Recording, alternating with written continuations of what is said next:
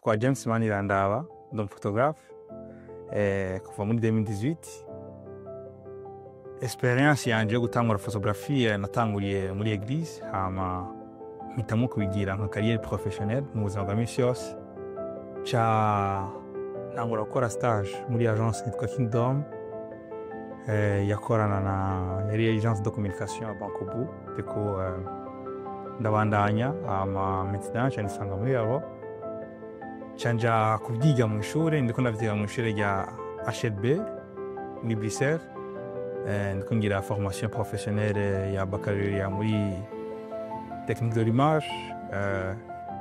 Hama président wa Marconnect arangira ubuntu bwo kumamagara kugira ngo nshobore kujoininga team ya Marconnect. Wari umunezero kuri jewe kubera ko apart yuko ari passion, ni ikintu kinezera cyane gusharinga n'abandi, kugikora mu buzima bwa misi yose, gusharinga experience, gusharinga ijisho ry'umuntu ukaryohera, ni ikintu kinkora ku mutima cyane. Ndikuna byakiriye neza, ubugwa neza bwinshi cyane, numva nezero cyane kujoininga team.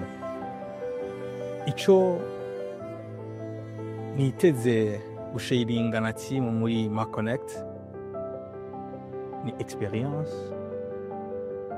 ubugwa neza, guhuza, kuko gufotora so gufonda so gufyonda buto gusa, ari gufotora ni cyumviro gikuru, gufotora ni ijisho rikuru, gufotora ni gutransforma cerveau ishiri kiriyumvira ukayishira hanze. Rero no gufashanya yaho ico umukiriya ariko ariyumvira ugishira kuri terrain, ico team iri kiriyumvira ukagishira kuri terrain.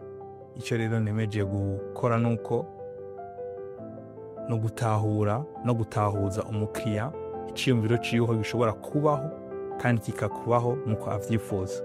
Ngira ngireho mikaze ama église, ama société, ushobora kuba udanaza ikintu cyiza kikaba ari ikintu gifite qualité nziza, ariko bikagora yuko umuntu akimenya yuko ari cyiza. Alors twe dukora ikirere ni gute bikorwa? Niwo mwanya wawe mwiza wo kugira ngo ushobore kudekuvira uwo mwanya. Iyo usohotse hanze abantu bose bari kuri réseaux sociaux, iyo usohotse hanze abantu bose bari kuri telefone, ushobora gufata ikintu cawe ukagisanza umuntu muri train, ukagisanza umuntu muri gare, ukagisanza umuntu muhira, atiri warava muhira. Urindira iki kugira ngo ibintu byawe bisanga abantu muhira yiboroheye? Uyu ni umwanya wawe yaho ikiganiro cyawe gisohoka utigoye, ata souffrance irimo, turi ngaho bwawe.